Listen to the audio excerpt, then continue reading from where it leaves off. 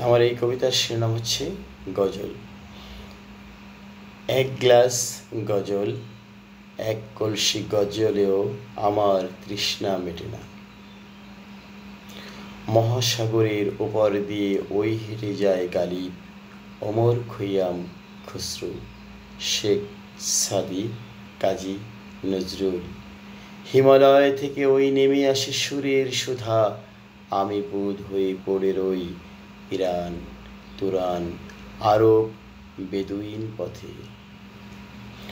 কহলিল জিব্রান আমাকে বলে, শির নত নয় এই শির হিমাদ্রির। গালিব আমাকে বলে চুপি চুপি, জীবন এক জুয়া ছাড়া কিছুই নয়।